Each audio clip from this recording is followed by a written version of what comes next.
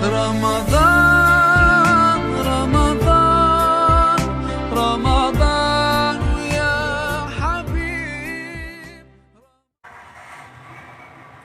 Bismillahirrahmanirrahim. Assalamualaikum warahmatullahi wabarakatuh. Bagaimana kabarmu hari ini? Alhamdulillah, luar biasa. Semangat juang, bebaskan Al-Aqsa, Allahu Akbar. Yes, yes, yes. Bagaimana juga kabar puasanya anak-anak ibu sampai hari ini? Bu Nuri harap puasanya anak-anak di rumah masih terjaga ya sampai detik ini. Amin. Sekarang Bu Nuri mau memberikan sedikit kultum untuk anak-anak di rumah supaya waktu menunggu berbuka puasanya menjadi menyenangkan. Nah, Bu Nuri harap semuanya mendengarkan materi kultum Ibu dengan baik supaya kita dapat menerapkannya dalam kehidupan sehari-hari. Sebelum kita mendengarkan materi kultum, kita duduk rapi terlebih dahulu ya. Duduk siap, hap, fokus, konsentrasi dimulai dari sekarang. Nah, judul materi kultum Ibu hari ini yaitu hal-hal yang menyebabkan puasa kita menjadi tidak bernilai di mata Allah Subhanahu wa Ta'ala. Jadi selain adanya hal-hal yang menyebabkan puasa kita batal, juga ada hal-hal yang menyebabkan puasa kita menjadi tidak bernilai ibadah di mata Allah, seperti itu. Rasulullah bersabda yang artinya banyak yang berpuasa namun tidak mendapatkan bagian dari puasanya selain lapar. Banyak yang bangun di malam hari untuk melakukan sholat di malam hari, namun tidak mendapatkan apapun di sholatnya kecuali tidak tidur. Nah, di sini Bu Nuri mau menggarisbawahi, banyak yang berpuasa namun tidak mendapatkan bagian dari puasanya kecuali lapar. Berarti di sini memang ada hal-hal yang menyebabkan puasa kita itu sia-sia. Nah, sekarang kita mau membahas hal-hal apa saja sih yang membuat puasa kita itu sia-sia. Jadi, di saat kita berpuasa, kita itu tidak hanya menahan lapar dan haus saja ya anak-anak ya, namun kita juga harus bisa mempuasakan seluruh anggota tubuh kita dari hal kesia-siaan. Kita mau membahas satu-satu. Yang pertama, mata. Sudahkah kita menggunakan mata kita dengan baik selama bulan suci Ramadan ini? Jangan-jangan kita menggunakan mata kita untuk menonton TV, untuk apa lagi? Nonton YouTube, dan untuk melihat hal-hal yang tidak bermanfaat lainnya. Padahal selama bulan Ramadan ini kita masih bisa memfungsikan mata kita dengan baik. Contohnya membaca Al-Quran, membaca buku kisah 25 Nabi dan Rasul, membaca buku kisah-kisah sahabat Rasulullah, membaca buku kisah-kisah wanita syurga, dan masih banyak lagi. Lalu yang selanjutnya itu ada mulut. Sudahkah kita memfungsikan mulut kita dengan baik selama bulan suci Ramadan ini? Wah, jangan-jangan kita menggunakan mulut kita untuk mengejek orang lain, membantah orang tua. Naudzubillah, itu tidak baik sekali ya anak-anak ya. Jadi sebaiknya kita juga memfungsikan mulut kita dengan baik, dengan hal-hal yang bermanfaat, bukan dengan hal yang sia-sia.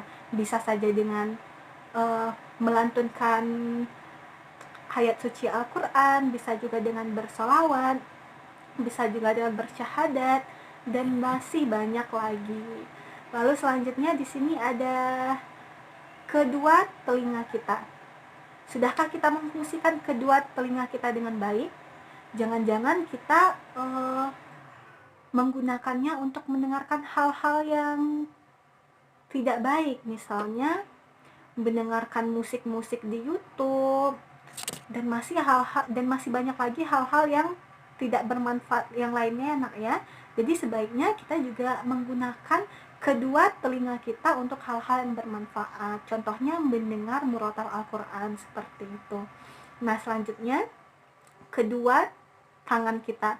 Sudahkah kita melakukan hal yang baik untuk kedua tangan kita? Jangan-jangan kita melakukan hal yang banyak yang sia-sia seperti itu. Misalnya kita nge-games. Bunda boleh pinjam handphone gak?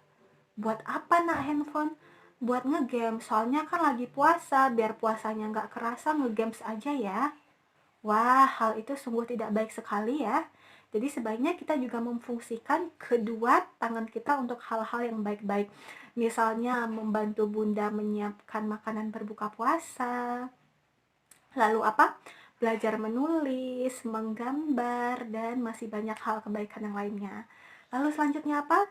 Kedua kaki kita. Nah, jangan-jangan selama bulan Ramadan kita menggunakannya untuk hal yang kurang baik, hal yang sia-sia, hal yang tidak bermanfaat. Contohnya apa? Bermain, lari-larian ke sana sini, bermain sepeda sepanjang hari, dan banyak hal yang kurang bermanfaat lainnya ya. Sebaiknya kita itu menggunakan kedua kaki kita untuk hal yang bermanfaat. Contohnya apa? Mendatangi masjid. Namun karena sekarang sedang ada wabah di negara kita, disarankan untuk sholat di rumah saja. Bu Nuri harap hal ini tidak menurunkan semangat kita dalam beribadah ya. Jadi di saat kita sudah mendengar suara azan, kita sebaiknya langsung mengambil air wudhu dan langsung bergegas sholat seperti itu.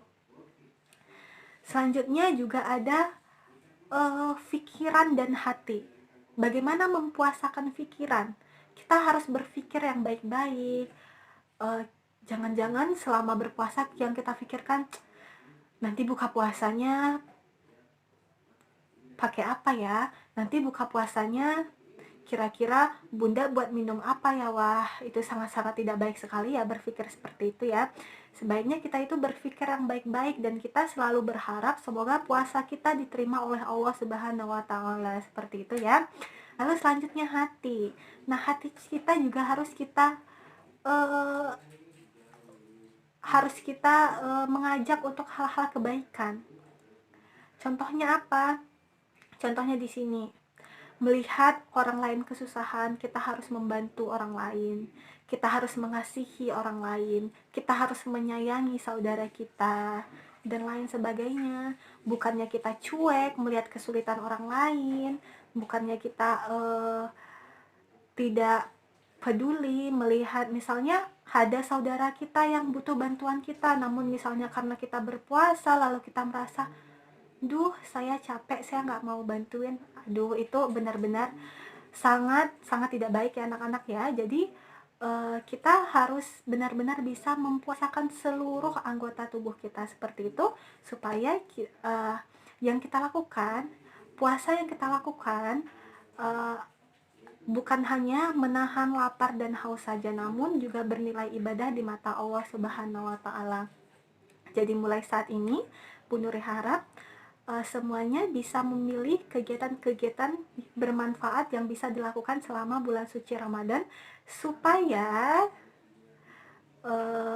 hal itu bermanfaat juga untuk kita di akhirat kelak. Seperti itu ya anak-anak ya. Bu Nuri mohon maaf jika banyak salah. Wassalamualaikum warahmatullahi wabarakatuh.